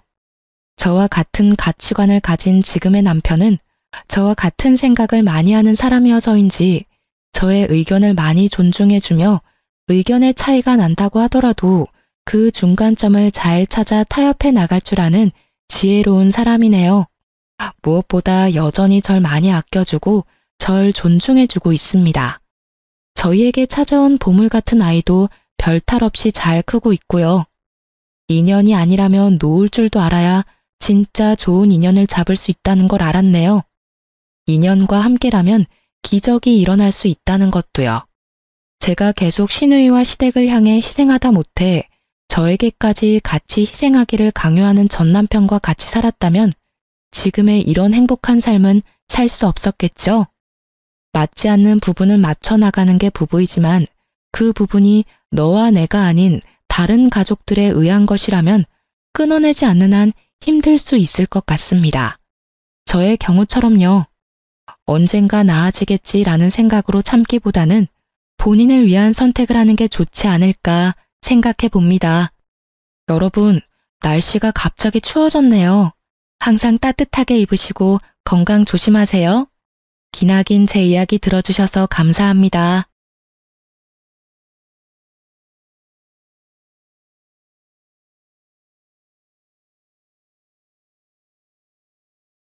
안녕하세요. 저는 40대 초반으로 아이 둘을 키우고 있는 돌싱입니다. 이혼을 한 지는 몇 년 되었는데 이렇게 이혼 글을 쓰게 된 이유는 아주 즐겁고 유쾌한 만남이 있었기 때문이에요. 그날은 첫째 아이 생일 때문에 선물을 사러 백화점에 갔어요. 애가 전부터 사고 싶다고 했던 운동화를 선물하려고요. 그런데 백화점에서 정말 보고 싶지 않았던 면상을 마주쳤어요. 전 남편이었죠. 전 남편은 잔뜩 화가 난 모습으로 씩씩거리며 앞으로 가고 있었어요. 그리고 그 뒤를 따라가는 사람 하나가 있더라고요. 바로 남편의 상간녀였죠. 그런데 바로 알아보지는 못했어요. 사실 저와 헤어질 당시에만 해도 상간녀는 무척 예뻤거든요. 피부는 팽팽하고 주름 하나 없이 관리되어 있었던 데다가 손톱과 발톱에는 매니큐어와 페디큐어로 예쁘게 장식되어 있었어요. 그리고 몸에 딱 붙는 원피스나 하이힐을 즐겨 신는 저와는 정반대의 여자였어요. 그런데 그날 본 상간녀는 그런 모습은 온데간데 없었죠. 아무렇게나 묶은 머리카락에 화장을 했음에도 주름과 노화를 가리지 못했어요. 게다가 손톱은 네일도 없이 뭉툭했고 옷은 예쁜 옷이었지만 얼굴에 노화가 너무 심해서 도무지 이쁜 옷이 어울린다는 느낌이 들지도 않았죠. 그걸 보면서 어떻게 하면 저런 얼굴이 되나 싶었거든요. 게다가 전 남편은 그런 상간녀와 말다툼까지 하고 있었어요. 그리고 그날 저는 두 사람의 대화에 웃으며 축하까지 해줬죠. 제가 왜 남편과 상간녀의 싸움에서 축하하며 웃었는지 궁금하시나요? 제가 천천히 하나씩 알려드릴게요. 저는 남편과 20대 중반에 결혼했어요. 저와 4살 차이가 나는 남편은 당시에도 일을 하는 직장인이었고 저는 이제 막 대학을 졸업한 사회초년생이었어요. 저와 남편은 다른 사람들과는 좀 다르게 이어졌어요. 보통 소개팅, 맞선 등으로 사람을 만나는데 저는 시부의 소개로 남편과 만나게 됐거든요. 당시에 저는 병원에서 일하고 있었는데 시부가 저희 병원에 다니면서 많이 얼굴도 익히고 가까워졌었거든요. 그리고 시부는 언제부터인가 결혼을 안 했으면 우리 아들이랑 만나보는 건 어떻겠냐고 말하셨죠. 솔직히 내키지는 않았어요. 환자와 그런 식으로 엮이는 걸 병원에서도 좋아하지는 않거든요. 물론 개인 재량이긴 하지만 잘못되면 환자도 잃고 제 신용도 잃는 거라 별로 관심을 가지지 않고 사양하겠다고만 말했었죠. 그런데 시부는 아주 끈질기게 말했고 이러다가는 다른 직원들한테도 폐를 끼칠 것 같아서 한 번만 만나기로 했어요. 한 번 만나고 아니면 2번 다시 그런 권유하지 않겠다는 다짐까지 받았죠. 그렇게 남편과 만났는데 생각보다 말도 잘 통하고 재미있는 사람이라 저도 마음을 주게 됐어요. 그렇게 사귀게 되고 1년쯤 되니 시부가 먼저 너희 결혼 안 하냐 하더군요. 그런 건 남편이 먼저 이야기를 꺼낼 건데 시부의 말에 남편도 제게 프로포즈를 하고 그렇게 결혼을 하게 됐어요. 그리고 그때야 알았죠. 시부가 생각보다 부자라는 걸요. 결혼 후에는 첫째 아이가 들어섰고 아이를 낳고 1년 만에 또 둘째 아이를 낳았어요. 연년생이었어요. 아들 둘을 연속으로 낳고 나니 제 몸도 축나더군요. 그래서 남편과 상의해서 남편에게 정관 수술을 시켰어요. 남편도 애가 둘이면 괜찮겠다고 했었고요. 그렇게 결혼 초반에는 저희도 괜찮은 부부였고 가족이었어요. 꼼꼼하고 계획적인 남편과 그런 남편의 뒤를 받쳐주는 와이프였거든요. 그게 엇나가기 시작하게 된 건 아이들이 초등학생이었을 무렵이에요. 저는 일은 완벽하게 잘하는 사람이지만 사실 사생활에서는 그렇게 완벽을 추구하는 타입은 아니에요. 일과 사생활이 철저하게 다른 타입이라고 해야 할까요? 사람의 목숨과 직결된 일을 하면서 직장에서는 내내 긴장되어 있었고 그 결과 집에서는 느슨해질 수밖에 없었어요. 저도 긴장을 풀 때가 있어야 하니까요. 그런데 남편은 그 모습을 엄청 싫어하며 잔소리를 하더군요. 결혼 초반에는 그런 어설픈 모습도 귀엽다고 해주더니 그때는 엄청 싫어하며 잔소리를 했어요. 아마 그때부터 상간녀와의 만남이 있었던 것 같았어요. 그때는 남편의 생일이었어요. 남편 생일은 겨울이라 아이들은 모두 방학이었고 며칠간 친정집에 놀러가 있는 상황이었어요. 그리고 저는 남편의 서프라이즈를 위해서 남편 회사 앞까지 가서 몰래 남편을 기다렸어요. 저는 남편에게 메시지를 보냈어요. 집에서 기다리고 있을 테니 얼른 퇴근하고 오라고요. 남편이 혹시라도 야근을 할까봐 그렇게 문자를 보냈고 남편은 알겠다고 대답을 보내왔어요. 그렇게 앞에서 20분쯤 기다렸을까요? 퇴근 시간이 10분 정도 지나서야 남편이 밖으로 나오더군요. 그런데 혼자가 아니었어요. 그 사람 옆에 누군가 팔짱을 끼고 서 있더군요. 그냥 회사 사람일 수도 있었어요. 팔짱 정도, 그래, 낄 수도 있겠지. 친한 사이면 그럴 수도 있겠지 하며 애써 생각했는데 그 뒤의 모습은 그런 생각을 깡그리 날려버렸어요. 그 여자가 남편의 얼굴을 쓰다듬더니 뺨에 뽀뽀를 하더군요. 정말 기분이 순식간에 추락하는 걸 느꼈어요. 너무 흥분해서 아무 생각이 들지 않던 저는 그 모습을 보고 그제서야 폰으로 두 사람의 모습을 촬영하기 시작했어요. 그 두 사람은 남편의 차를 탔고 같이 나가더군요. 충격받은 저는 집으로 와서 앞으로의 일을 생각했어요. 한 번의 실수라고 빌고 또 빌면 그래, 용서가 가능할 거야. 애써 이룬 내 가정을 깨트리고 싶지 않았어요. 제대로 확인이라도 해보고 나서 남편에게 따지자. 이런 생각으로 가득했던 저는 그 뒤에 사람을 시켜서 상간녀의 뒤를 캤어요. 물론 그렇게 하면 안 된다고 생각은 했지만 바람피는 남편 뒤를 캐는 게 쉬운 일이 아니더라고요. 그렇게 상간녀에 대해서 알게 된 저는 남편 몰래 상간녀를 만나러 갔어요. 이미 두 사람의 불륜 사진을 잔뜩 받아서 두 사람 사이가 불륜이라는 건 알고 있었어요. 남편은 회사 다니면서 결혼식도 했고 애들 돌잔치도 했으니 남편이 유부남이라는 건 모를 리가 없었죠. 상간녀 집으로 가는 길에 기분이 어찌나 부글부글 끓던지 제 분노를 억누를 수가 없을 정도였어요. 집 배를 울리자 나온 건 상간녀의 어머니였어요.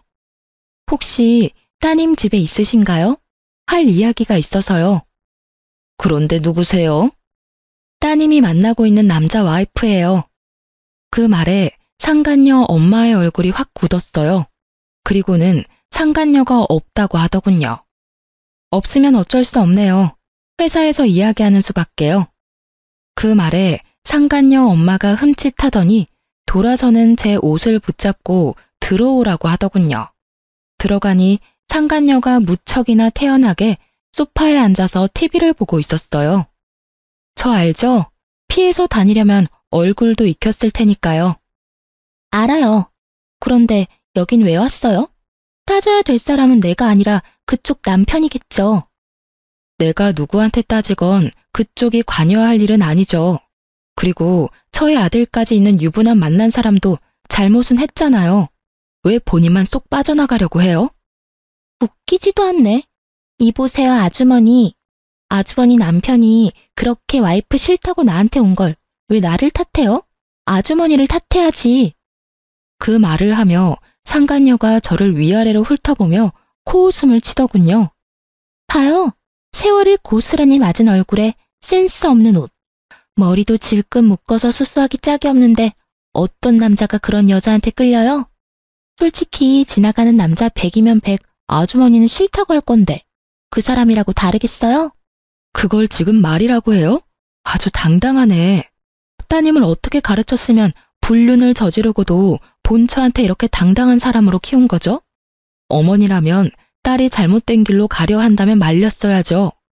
우리 애가 뭐가 잘못했어요? 아니, 막말로 우리 딸 혼자서 좋아서 불륜이 됐겠냐고. 그쪽 집 남편도 우리 딸 좋아하니까 그렇게 됐겠지. 그럼 당신이 남편 단속을 잘하던가. 남편 잡아두지도 못하면서 어디 와서 본처 행세야? 자기 모자란 건 생각도 않고 여기 와서 남의 딸한테 뭐라 하는 건지. 당신 여기 온 거 당신 남편이 알고 있어요? 가족들이 단체로 쓰레기네. 딸이 상간녀가 된 게 뭐가 잘못이냐고 할 정도면 그래, 상간녀 되고 싶으면 그렇게 해. 그런데 나 이혼 절대 안 해줄 거야. 둘이서 몰래 만나든 대놓고 만나든 알아서 해. 그런데 그거 알지? 내가 이혼 안 해주면 너는 행복한 상간녀 되는 거고 나는 불행하지만 권리는 다 가진 본처 되는 거야. 내 아들은 그 사람 호적에 들어가고 네 자식은 호적에도 못 올리는 혼외 자식이지. 그 사람은 아줌마랑 이혼하고 저랑 결혼하겠다고 했어요. 이혼하는 건 당신이라고. 나는 그 사람하고 정식으로 재혼할 거야. 그래, 언젠가는 그렇게 해. 근데 그렇게 되기 전까지는 넌 상간녀야. 그리고 그 사람이 욕구 푸는 도구고. 처음이라서 봐주려고 했는데 넌 정말 답이 없네. 저는 그렇게 말하고 일어섰어요. 두 사람이 말도 못하고 꿈뻑거리고 있더군요. 잘해봐 어디. 나는 절대로 손해보고는 안 뺏겨. 내가 여자로서 불리하긴 하지. 근데 법적으로는 내가 훨씬 유리하잖아. 안 그래? 그럼 상간녀 소송 걸 테니까 알아서 준비 잘하고 있어. 등기는 회사로 보낼 테니까. 그 말에 상간녀 얼굴이 완전 하얗게 질렸어요. 저는 그 얼굴 보며 비웃어주며 밖으로 나왔죠. 안에서 상간녀 소리 지르는 소리가 밖으로 퍼져나오는데 정말 너무 시원했어요. 그렇게 한탕하고 집에 오니 남편이 저를 기다리고 있더군요. 당신 나랑 이야기 좀 해. 설마 그 여자 집에 갔다 왔어? 당신이 거길 왜 가? 그 여자랑 아무 사이도 아니야.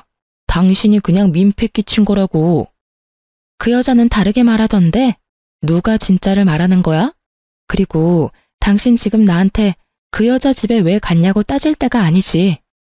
여기서 따져야 할 사람은 당신이 아니라 나야. 불륜남. 그 타이틀이 갖고 싶었어? 그래서 회사 직원이랑 바람나서 즐겁게 놀았어? 그런 거 아니야. 그냥 좀 가깝게 지내는 사이고 잠깐 그런 사이가 됐을 뿐인 거지. 당신이 너무 과하게 생각하는 거라고. 불륜이라기보다는 일탈이라고 생각하는 게 맞지. 그 여자한테 그렇게 진심은 아니었다고. 그래? 그럼 다행이네. 사실은 그 여자 정리 안 하면 당장 아버님께 이야기하려고 했거든. 이틀 전에도 당신 바쁘다고 하고 그 여자랑 모텔에서 뒹굴 때 시댁 가서 아버님, 어머님이랑 밥 먹고 근처 놀러 갔다 왔거든. 좋아하시더라. 아들은 부모님한테 신경도 안 쓰는데 며느리가 신경 써주니 이보다 좋을 수 없다고 하시면서 그런 아버님이 아들 불륜 소식을 들으면 얼마나 화내실지 나도 모르니까 알아서 잘 처신해. 그 여자 이름, 주소, 전화번호, 사진 한 번만 더 내 눈에 띄면 그때는 이런 생각하지도 않고 바로 아버님께 다 이야기해버릴 거니까. 당신 진짜 너무하다. 매번 그렇게 아버지 어머니 인질로 내세우면 좋아? 인질? 누가 인질인데? 당신이 그런 짓만 안 했으면 내 행동은 그냥 시부모 생각하는 착한 며느리가 할 행동 아니야? 그리고 경고하는데 상간녀한테 위자료 소송할 거야. 그거 당신이 대신 내주면 나 진짜로 가만 안 둬? 제 말에 남편이 조용해졌어요. 시부는 시끄러운 걸 무척 싫어하시는 분이었거든요. 물론 그보다 더 큰 이유는 우리 집 재정의 거의 대부분을 시부에게 의존하고 있다는 사실 때문에 남편은 시부를 거스를 수가 없는 거예요. 결국 남편은 상간녀를 정리하기로 했어요. 제가 보는 앞에서 두 사람은 헤어지기로 하고 각서를 쓰고 확답까지 받았어요. 그렇게 표면적으로는 평화가 찾아왔지만 남편은 여전히 저를 피하고 있었어요. 저도 남편에 대한 신뢰가 바닥나 버렸어요. 집안은 내내 아슬아슬하게 굴러갔어요. 그래도 가정은 지켜냈다는 생각은 들었어요. 그 이후로 저는 상간녀에게 위자료 소송을 걸었어요. 등기는 회사로 보냈죠. 그 등기에 회사에서 한바탕 난리가 났다고 하더라고요. 저야 신경 쓸 일 아니죠. 열어보지 않는 한 남편 이름이 나오는 것도 아니고 말이죠. 자폭해서 남편에게 달려가서 소리라도 친다면 더 속이 시원했을 텐데 그런 이야기가 나오지 않은 걸 보면 불륜남이 누구인지는 이야기 안 한 모양이에요. 결국 상간녀는 일을 그만뒀고 퇴사 후 퇴직금으로 제게 위자료를 줬어요. 그렇게 일이 일단락되는 듯 했는데 그 뒤로 남편의 행동이 수상하더군요. 꿍꿍이가 있는 모양인지 제가 한 집안일에 매번 트집을 잡고 그걸 이유로 화를 내기 시작했어요. 청소가 꼼꼼하지 못하다, 세탁이 위생적이지 못하다, 요리가 맛없다, 남편 내조를 안 한다. 아주 가지가지 내용으로 저를 트집 잡고 화를 냈어요. 저는 한 귀로 듣고 한 귀로 흘렸죠. 제가 못하고 있는 일이 아니었으니까요. 몇 년간의 부부 생활로 저도 어느 정도 집안일에 익숙해진 데다가 제가 못하는 부분은 한 달에 한 번 청소 도우미를 불러서 깔끔하게 정리까지 하는데 문제가 있을 리가 없었어요. 그런데도 남편은 무조건 트집을 잡아 문제를 만들기 시작했어요. 그리고 몇 달이 지나자 남편이 본심을 드러내더군요. 당신이랑 못 살겠어. 이혼해줘. 집안일이고 뭐고 다 내 마음에 안 든다고. 꼼꼼하지도 않고 깨끗하지도 않고 솔직히 이 집에 머물고 싶지도 않아. 구체적으로 어디가 어떻게 마음에 안 드는지 말해봐. 요리? 한식 자격증까지 따서 매일 다른 요리 해주는데 청소? 매일 청소기 돌리고 이틀에 한 번 걸레질하고 음식물 쓰레기도 매일 처리하는데 세탁?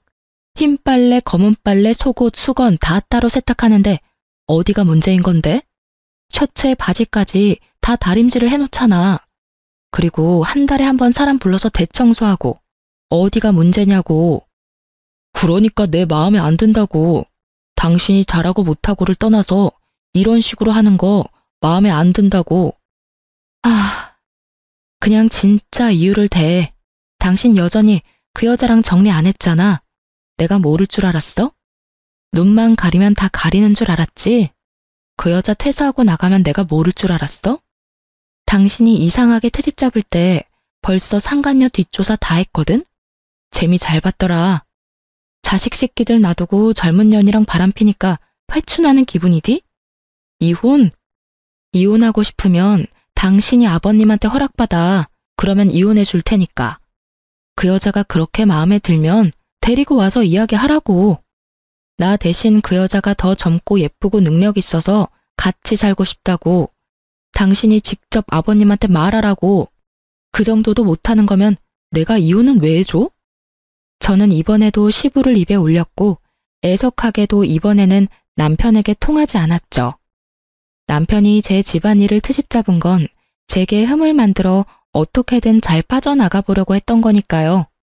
그 흠을 시부에게 말하면 이혼을 허락받을 수 있다고 생각했던 것 같아요. 남편이 당당하게 말하더군요. 같이 시댁으로 가서 아버지한테 이야기하자고요. 너 진짜 후회 안 할 자신 있어? 이혼하고 그 여자랑 재혼하는 거 잘 생각해 보라고. 그 여자 어떤 면이 좋았는지는 모르겠지만 결혼과 연애는 달라. 그렇다고 이 마음을 숨기고 살고 싶지는 않다고. 그 말에 저는 바로 결정했어요. 이런 놈 데리고 사느니 그냥 놔버리는 게 낫다고요. 그런데 쉽게 놔줘버리면 둘이서 하하호호 할 텐데 그건 너무 싫었거든요. 그래서 저는 남편에게 말했어요. 그래, 가자. 시댁으로 가. 가서 당신이 다 말하고 이혼 허락 받아. 솔직하게 말해서 이 결혼 아버님이 노력해서 한 결혼이야. 그분 속이고 싶지 않으니까 당신이 직접 말해. 결국 남편과 저는 시댁으로 향했어요. 시부는 아무것도 모른 채 갑자기 들른 아들 내외를 무척 반갑게 맞아주셨죠. 아이고, 우리 며느리 왔어? 자, 어여 이리 와서 앉아. 뭐 먹을래? 오늘 며느리 왔으니 그저께 만들어둔 식혜 먹을까? 그렇잖아도 너한테 주려고 만들어놨지. 아버님의 말씀이 끝나기가 무섭게 남편이 말을 꺼냈죠. 아버지, 드릴 말씀 있어요. 저 이혼하고 싶습니다. 그 말에 시부 얼굴이 딱 굳더군요. 놀란 시모도 식혜를 식탁에 내려놓다가 멍하니 서 있고요. 이게 무슨 날벼락인가 싶은 표정이더라고요. 무슨 헛소리야? 너희가 왜 이혼을 해? 아버님, 이 사람 만나는 여자가 있어요. 벌써 오래됐어요. 1년은 넘었으니까요. 남은 여생은 그 사람이랑 함께 살고 싶다고 해요. 제가 하는 일들은 다 마음에 들지 않는다고 하니 제가 어찌할 도리가 없어요. 뭐? 여자? 너 이놈의 새끼, 너 며느리 놔두고 바람을 폈어? 이런 정신 나간 놈을 봤나? 아버지, 아버지도 그 여자 보시면 마음에 드실 거예요. 와이프보다 착하고 예쁘고 뭐든 다 잘하는 여자예요. 솔직하게 말해서 이제 와이프한테는 마음이 생기질 않아요. 네가 애야? 결혼이 뭔지 모르고 결혼했어? 법적으로 부부가 되는 게 결혼이야. 그걸 일방적으로 망쳐놓고 네가 이혼을 이야기한다고? 답도 없는 놈. 그러니까 아버지, 한 번만 만나봐 주세요. 와이프보다 훨씬 나은 사람이고 아버지 마음에 들지도 모르잖아요. 나는 만나고 싶은 마음 없다. 그리고 이혼 이야기 나한테 꺼내지도 마. 며느리 너도 이혼 원하는 게냐? 아버님, 이 사람 불륜 처음으로 알았을 때 한 번 용서해 줬어요. 그런데 또 그래요. 그리고 저는 이혼 안 해주겠다고 했는데 남편이 강하게 요구하고 있어서 이렇게 가족이 화목하지 않으면 아이들에게도 큰 영향이 갈까봐 두렵기도 하고요. 제 말이 끝나기가 무섭게 시댁 벨이 울리더군요. 그리고 남편은 버선발로 마중을 나갔어요. 상간녀였거든요. 그리고 등장한 상간녀의 모습에 시부모님과 저는 말을 잃었어요. 몸에 딱 붙는 원피스는 허벅지까지 훤히 보이도록 올라갔고 다리에 스타킹도 신지 않았는지 맨발로 들어오더군요. 게다가 손톱과 발톱에 형형색색 네일과 페디큐어는 예전에 제가 본 것보다 더 화려하고 무거워 보였고요. 그리고 거실로 들어오니 그녀의 몸에서 확 하고 짙은 향수 냄새가 풍겼어요. 안녕하세요, 아버님. 처음 뵙겠습니다. 아주 씩씩하게 인사를 하는 상간녀를 보는 남편도 살짝 당황한 눈치였어요. 어른을 보러 오는 자리에 그런 차림이 그다지 좋지 않다는 걸 모르는 듯 하더군요. 그저 아름답고 예쁘게 자신을 포장하기만 된다고 생각하는 듯 아주 예쁘고 아름답고 비싸게 자신을 포장했더라고요. 아버님, 어머님, 비록 저는 오빠와는 늦게 만났지만 정말로 좋은 가정을 꾸릴 수 있을 거라고 생각해요. 저기 있는 여자는 성격도 나쁘고 집안일도 못해서 매번 오빠에게 혼만 나는데도 절대로 이혼 안 해주겠다고 하더라고요. 정말 얼마나 이기적인 사람인지. 걱정 마세요. 저와 오빠가 결혼하면 제가 내조는 확실하게 할 테니까요. 그래서 아가씨가 우리 며느리보다 낫다고? 그럼요. 어디로 보나 제가 더 괜찮지 않나요? 자기 관리도 못하고 집안일도 안 하는 여자보다는 제가 오빠에게 더 잘 어울린다고 확신해요. 게다가 저 여자는 저희 집에 찾아와서 막무가내로 오빠와 이혼 안 해주겠다며 저를 상간녀라고 욕하고 때리기까지 했거든요. 없는 이야기를 만들어내는 상간녀를 보니 화가 나기보다는 한숨만 났어요. 이 여자는 대체 왜 이렇게 지레만 밟을까 싶었죠. 정말로 저런 여자랑 결혼하고 싶어서 며느리랑 이혼을 하고 싶다고? 시부가 남편에게 물었어요. 남편이 우물쭈물 하더니 그러더군요. 아버지, 모자란 점이 있으면 가르치면 되고 부족한 점은 채우면 되잖아요. 제가 이 여자를 좋아해요. 그러니까 제발 인정해 주세요. 이혼 제발 허락해 주세요. 그 말을 듣던 시부는 속이 타는지 식혜를 들고 입으로 가져갔어요. 그런데 한참을 마시지를 않고 있더니 갑자기 식혜를 남편과 상간녀에게 뿌려버리더라고요. 다들 갑작스러운 상황에 깜짝 놀랐어요. 이게 뭐야? 아버지, 왜 이러세요? 너 이제부터 우리 집 자식 아니다.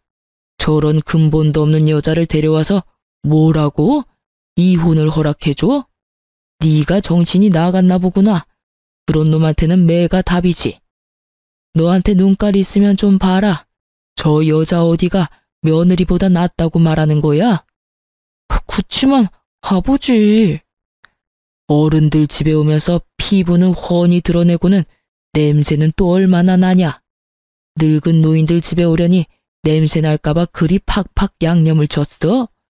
저런 모자란 여자를 우리 집 며느리로 받으라고? 내 눈에 흙이 들어와도 절대 안 돼. 우리 집안 내 대에서 망하는 꼴 보고 싶지 않으니 당장 나가. 네가 하는 말은 아무것도 안 들어줄 거다. 나가! 결국 남편과 상간녀에게는 축객령이 떨어졌고 함께 나가려던 저를 시부가 붙잡아서 같이 나가지는 못했어요. 못난 아들 때문에 미안하다. 내가 이러려고 너랑 아들을 결혼시킨 게 아닌데 많이 힘드냐? 내가 아들놈 두드려 패서라도 사람 만들어 놓을 테니까 그리 걱정 말아라. 아버님 마음도 알고 말씀도 너무 고맙지만 사람 마음이라는 게 간단히 돌아서는 게 아니잖아요. 저번에 외도 걸리고도 남편이 여전히 그 상간녀 만나는 거 보면 남편이 그 여자 많이 좋아하는 건 확실한 것 같아요. 그렇게 되면 제가 설 자리도 없어지는 건 맞고요. 좀 더 남편과 대화를 해보고 어떻게 할지 말씀드릴게요. 그렇게 말하는 저를 시모와 시부는 걱정과 미안함이 가득한 얼굴로 보더군요. 밖으로 나와 집으로 가려는데 갑자기 남편과 상간녀가 튀어나왔어요. 제가 나올 때까지 기다리고 있었던 모양이었어요. 당신 아버지랑 무슨 말 했어? 그걸 왜 나한테 물어? 아버님한테 직접 물어봐. 난 당신이랑 말도 섞고 싶지 않으니까. 아, 미치겠네. 당신이 이혼을 해주면 될 일이잖아. 아버지 끌어들여서 뭘 어쩔 건데? 너 설마 내 재산 때문에 이러는 거야? 재산? 당신이 대체 뭘 가지고 있는데? 당신이 가진 거 다 아버님 거잖아. 아버님 말 한마디면 다 사라지는 거 당신도 알고 나한테 이러는 거잖아. 오빠, 나는 이해가 안 가. 어떻게 이런 여자를 아버님이 그렇게 좋아하실 수가 있어? 도대체 아버님한테 무슨 수작을 부렸길래 나를 싫어하시냐고. 상간녀의 그 말에 저는 웃음이 튀어나오더군요. 그걸 모르다니. 당신이 잘 좀 가르쳐줘. 어른 집에 그런 꼴로 오면 누구나 욕하겠지. 그리고 넌 모르나 본데 남편과 나는 아버님이 엮어준 사이야. 그 정도로 마음에 들어서 아들까지 소개시켜줬는데 너 같은 애 왔다고 그 마음이 흔들리겠어? 고생이네. 아무것도 모르는 애 교육시키려면 아주 힘들겠어. 어쨌든 아버님하고 이야기해. 잠깐만. 이렇게 가지 말고 그럼 이렇게 하자. 당신이 나랑 이혼해주면 당신이 원하는 대로 뭐든 해줄게. 이혼만 해줘. 솔직히 내 손에서 할 수 있는 건 다 할 테니까. 응? 사랑에 애달아하며 저한테 매달리는 남편을 보니 우라가 치밀더라고요. 어떻게 상간녀 하나 때문에 저한테 뭐든 다 해주겠다는 말을 할 수가 있어요? 어떻게? 저는 남편에게 화가 잔뜩 난 목소리로 말했어요. 뭐든지? 그래, 내가 원하는 거 말해줄게. 당신과 내가 사는 신혼집, 그거 나한테 줘. 재산 분할 아니고 아의 명의를 내 이름으로 달라는 이야기야. 그리고 두 아들, 양육권, 친권도 내가 원해. 내 배로 낳은 내 새끼고 저 여자가 나한테 저렇게 나를 세우는데 내 자식들이 저 여자한테 나쁜 짓 당하지 않는다는 보장도 없잖아? 그리고 이 두 가지 조건을 절대로 번복하지 않겠다는 법적 효력이 있는 약속도 필요하고. 제 말에 상간녀가 더 열받아 하더군요. 그 집이 왜 당신 집이야? 결혼할 때 한 푼도 안 해왔다며. 그럼 그건 오빠 집이지. 이 여자 진짜 완전 돈에 환장했네. 오빠, 주지 마. 이 와중에 상간녀는 우리 애들 이야기는 또 쏙 뺐더군요. 생각하는 거 딱 보면 척이죠. 자기가 남편과 결혼해서 애 낳으면 그 애한테 모든 재산이 갈 거라는 생각으로 아이들 친권과 양육권은 저한테 주라는 거겠죠.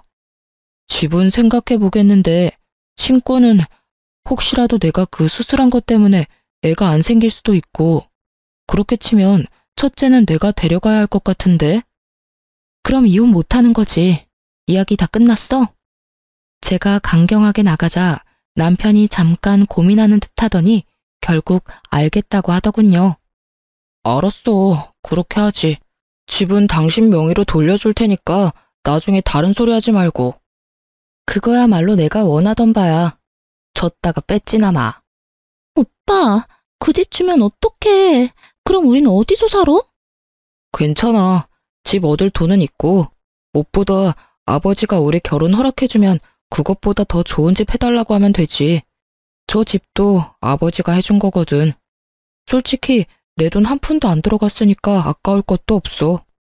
그 말 들으면서 웃음이 어찌나 나는지, 시부가 무슨 생각으로 두 사람을 허락해줄 거라고 생각하는지 그 이유를 모르겠더라고요. 첫 만남 자리에서 식혜까지 뒤집어 쓰고 시부에게 호통까지 들었으면서 마지막까지 본인들의 행복한 미래를 낙관적으로 생각하는 게 너무 어이없었어요. 하지만 이혼해주기로 한 이상 저는 더 이상 관여할 필요 없는 사람이죠. 그렇게 저는 남편과 이혼을 했어요. 이혼하기 직전에 집 명의부터 옮기고 이혼하면서 아이들 친권도 제 앞으로 다 돌려놨어요.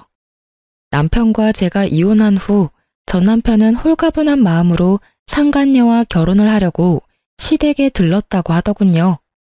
하지만 시부가 그 여자랑 결혼하면 집안 재산은 전부 사회 기증하겠다고 하니 두 사람 다 놀라서 물러갔다고 하더라고요.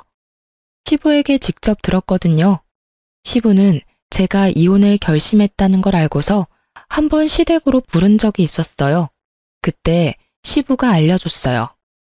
그놈이 제정신으로 돌아와서 너한테 다시 돌아온다고 하면 며느리 네가 받아줄 거냐? 아버님, 저는 그런 건 안 해요. 이미 떠난 마음이고 저하고는 끊어진 연이에요. 억지로 붙였다가 또 어떤 일이 벌어질지도 모르고요. 그냥 아이들이나 잘 키우면서 살고 싶어요. 그 말에 시부가 씁쓸하게 웃으며 말하더라고요. 그래, 그럴 것 같아서 내가 유언장을 좀 고쳐놨다. 그놈이 제정신 차리고 그 여자랑 안 만나고 있으면 내 재산 조금은 물려줄 것이고 여전히 그 여자랑 만나면 한 푼도 남기지 않겠다고 말이다. 그리고 대신 네 아이들, 내 손주들 앞으로만 유산 물려줄 생각이다. 그건 괜찮겠지? 아버님 재산이고 아버님 거예요. 이혼하고 떨어져 나간 며느리 자식들까지 신경 안 써주셔도 돼요. 아버님 돌아가시기 전에 다 쓰시고 가세요. 저는 그런 거 바라지도 않고 지금 받은 집만 있으면 일하면서 충분히 애들 키울 수 있어요. 내 돈, 내 마음대로 하는 거야. 그냥 너한테는 통보만 하는 거란다. 그리 알고 있어. 시부와 그렇게 대화를 나누었거든요. 전 남편은 상간녀와의 관계를 허락받지 못해서 지금은 직장 근처에 전세로 상간녀와 동거 형태로 살고 있다고 하더군요. 솔직히 결혼은 부모님 허락이 없어도 가능하지만 전 남편이 그렇게 하지 않은 건 시부가 가진 재산 때문일 거예요. 자기가 다 상속받을 건데 괜히 상간녀 비위 맞춰주겠다고 아버지 심기 거스르는 일은 안 하고 싶었던 모양이에요. 그게 화가 났는지 상간녀의 심기가 아주 불편했다고 하더군요. 이혼 후 그 소식 이후로는 전 남편과 관계된 어떠한 이야기도 듣지 못했어요. 솔직히 알고 싶은 마음도 없었고 알 필요도 없었죠. 저도 애 둘 키우며 일하랴 바쁜 사람이었으니까요. 저는 남편과 같이 살던 신혼집을 팔아버리고 친정 옆에 작은 집을 사서 아이들과 지냈어요. 그리고 여태 그 사람들 소식 알지도 못하다가 얼마 전에 두 사람을 보게 된 거고요. 그날은 아들들이랑 약속을 했거든요. 백화점에서 만나서 맛있는 거 먹고 멋진 옷도 사주겠다고요. 처음에 멀리서 볼 때는 누군지 못 알아보겠더라고요. 전 남편은 알아볼 수 있었는데 말이죠. 그렇게 예쁘고 동안에 패셔너블했던 상간녀는 최근 몇 년 사이에 완전히 망가져 버렸더라고요. 주름살, 타버린 피부, 스트레스와 과로로 망가진 몸. 게다가 두 볼이 움푹하게 패여서 마치 노파 같더군요. 저는 두 사람 가까이로 갔어요. 그 사람들도 저를 못 알아보는 것 같더군요. 그럴 수밖에요. 저도 전 남편과 이혼하고 그동안 하지 못했던 피부 마사지나 나를 위한 선물을 자주 줬거든요. 예전처럼 늙고 수수한 아주머니가 아니니까요. 빨리 와. 당신은 도대체 집에서 하는 게 뭐야? 밥을 맛있게 못하는 거면 냉장고는 채워놔야 할 거 아니냐고. 게다가 매번 냉장고 정리도 안 돼서 곰팡이 핀 반찬들을 내가 봐야 해. 그치만 저도 일을 하잖아요. 항상 바쁜데 집안일까지 어떻게 하냐고요. 그런 말이 나한테 통할 것 같아? 그럼 애엄마는 어떻게 그걸 다 했는데? 당신 능력이 모자란 걸 직장 탓으로 돌리지 말라고. 내가 잘못했지. 어디서 아무것도 못하는 여자를 데려와서는 이럴 거였으면 그때 그 여자랑 이혼을 안 하는 게 나았을지도 모르겠어. 무슨 그런 말을 해요? 나랑 사는데 불만이 있는 건 알겠지만 이렇게 살게 된 데는 당신 탓도 있다고요. 우리 사이 애만 생겼어 봐. 그럼 시댁에서도 분명히 우리 사이 인정해주고 결혼해서 집도 마련해줄 건데 당신이 능력이 안 되니 애가 안 생기는 거잖아요. 수술 복구하면 다 된다면서요. 그 말 믿고 기다린 지가 언젠데 여태 애가 하나도 안 생기냐고요. 병원에 가자니 이상 없다면서 안 간다고 고집이나 부리고 이상이 없을 리가 있어요? 내가 이상이 없는데. 그러면 당신한테 이상이 있겠죠. 당신, 내가 이상이 있을 리가 없잖아. 나한테 애가 둘이나 있는 거 잊었어? 그렇게 치면 당신이 더 문제 있는 거지. 그 여자는 잘 가지는 애를 당신은 왜 못 가져? 그리고 애가 있고 없고의 문제가 아니잖아. 당신이 집안일을 너무 못하니까 매번 집안 꼴이 개판이지. 같이 살기 전에는 잘한다면서 큰 소리 뻥뻥 치더니 내가 속았어. 그러니까 그 탓을 왜 저한테 하냐고요. 그리고 내가 집안일 잘해서 좋아한 거 아니잖아요. 예쁘고 기분 잘 맞춰줘서 좋다며. 지금 당신 꼴을 좀 봐. 그게 예뻐? 꾸미는 것도 시간 없어서 못했어? 하긴 집안일 개판으로 해놓고 얼굴만 꾸미고 있었으면 더 열받았을 뻔했는데 차라리 그게 낫겠다. 으휴, 내가 왜 그랬나? 내가 왜 이혼을 하고 이 거지 같은 여자를 데려왔는지. 어휴. 두 사람 싸우는 걸 보니 참으로 웃기더군요. 그렇게 사랑한다며 헤어져 달라더니 결국은 둘이 이렇게 싸우고 있는 꼴을 보니 게다가 상간녀의 그 모습은 진짜 상상 이상이었어요. 그녀는 남편이 완벽주의인 걸 모르고 결혼한 것 같더라고요. 아니면 결혼하면 집안일은 사람을 시키려고 생각한 것 같았어요. 그렇지만 시부가 결혼 허락을 안 해줘서 돈도 넉넉지 않은 모양이었죠. 어머, 멀리서 보고 못 알아봤네? 오랜만이야. 당신 잘 지내지? 그런데 안색이 영 별로네? 저의 등장에 상간녀 표정이 완전 망가지더군요. 제일 보기 싫은 사람이었나 봐요. 게다가 제가 예전처럼 수수한 느낌이 아니어서 그런지 자신의 옷을 연신 내려다보며 짜증을 내더군요. 전 남편은 깜짝 놀란 표정이었고요. 당신 몰라볼 뻔했어. 먼저 말 걸지 않았으면 당신인지도 몰랐을 거야. 그러게, 당신이랑 헤어지고 당신한테 쏟던 시간을 스스로한테 쏟다 보니 점점 좋아지더라고. 피부도 몸매도 옷 입는 것도. 두 사람은 쇼핑하러 왔나 봐. 보기 좋네. 부부 둘이서 오붓하게 쇼핑도 하고. 제가 그렇게 말하자 상간녀가 냉큼 전 남편 팔짱을 끼더군요. 두 사람이 싸우는 걸 제가 다 본 것도 모르고 자존심을 세우려고 부단히 노력하더군요. 네, 저희 자주 이렇게 나와요. 그러는 그쪽은 아직도 혼자인가 보네요. 하긴 당신처럼 수수하고 못생긴 여자한테 끌리는 남자는 없겠죠. 그래, 당신 말이 맞아. 그래서 아직 혼자 살아. 뭐 장난으로 결혼하자 사귀자 하는 사람들은 있지만 난 이혼한 사람이고 굳이 다시 그런 길은 가고 싶지 않아서 다 피하고 있는 상황이고. 두 사람은 결혼했어? 그때는 어른들이 반대하신 것 같던데. 그건... 상간녀도 전 남편도 뭐라 말을 못하더라고요. 아직도 결혼은 못했나 보네. 내가 이혼까지 해줬는데 참 아쉬워. 당신도 요령이 없어. 그러다가 아버님이 재산을 당신한테 안 주면 어쩌려고. 차라리 다른 사람을 옆에 두는 게 낫지 않아? 그 말에 상간녀가 발끈하더군요. 미쳤나 봐. 이 여자가 지금 무슨 소리 하는 거야? 이 남자는 이제 내 남자야. 당신이 이래라 저래라 할 수 있는 남자가 아니라고. 이래라 저래라 한 적 없는데? 나는 그냥 걱정돼서 한마디 한 거야. 그리고 너도 참 웃겨. 저 남자가 왜 네 남자야? 너 저 사람이랑 무슨 관계야? 애인이지? 와이프는 아니잖아. 하긴 그런 관념이 좀 희박한 사람이긴 했지. 남의 남자 꼬셔서 데려가서는 별 볼 일 없는 남자로 만들어버렸으니까. 그것도 재주라면 재주고. 근데 지금은 그 예쁜 얼굴은 다 어디 가고. 세상에, 이렇게 늙어버렸어? 어쩌다 이렇게 됐어? 평생 예쁠 것처럼 굴더니. 애인이라도 당신은 전처잖아. 관계가 없는 거면 당신이 다 없지. 그러니까 할 수 있는 말이지. 당신 나랑 헤어지고 저 여자랑 살아보니 좋아? 얼굴색이라도 좋아 보였으면 이런 이야기 안 했을 텐데 너무 건강이 좋지 않아 보여서 그런 말 한 거야. 하긴 당신은 내가 하는 집안일들도 그다지 좋게 보지는 않았으니까.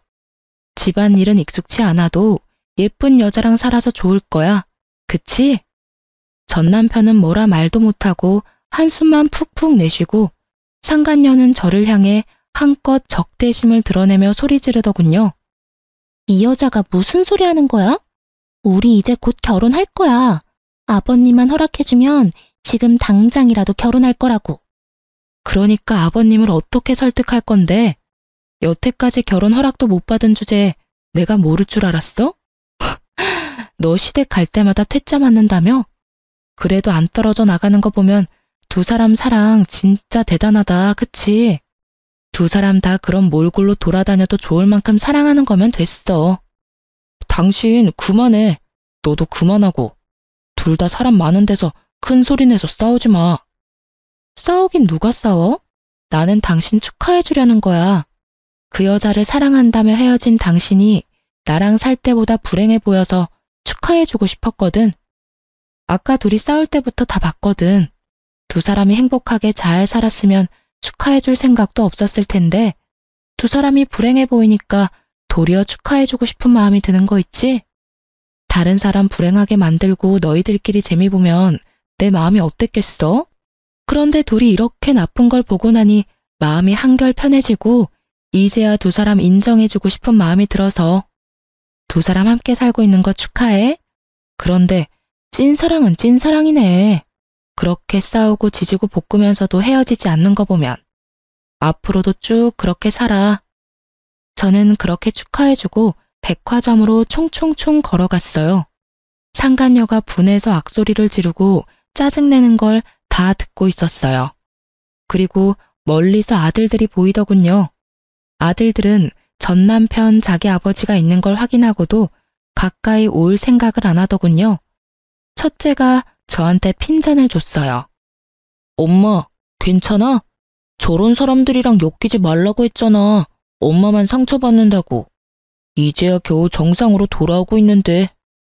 우리 아들, 엄마 걱정했어? 근데 너희 아버지 너무 안색이 안 좋아 보여서 말을 걸어버렸어. 너희도 인사하지 그랬어? 우리더러 저런 사람한테 인사하라고? 싫어. 어디 가서 소문이라도 나면 어떡해? 바람 피우고 이혼한 아버지 있다는 이야기하는 것보다 차라리 아버지 돌아가셨다고 하는 게 나아. 둘째가 그렇게 이야기하는 걸 보니 참 만감이 교차하더군요. 어쩌다 아버지를 이렇게 싫어하게 됐나 싶었죠. 그러곤 아이들과 식사하러 갔죠. 애들을 보면서 그런 생각이 들었어요. 부모가 아이들에게 인정받지 못하는 게 가장 비참한 거 아닌가 하고요.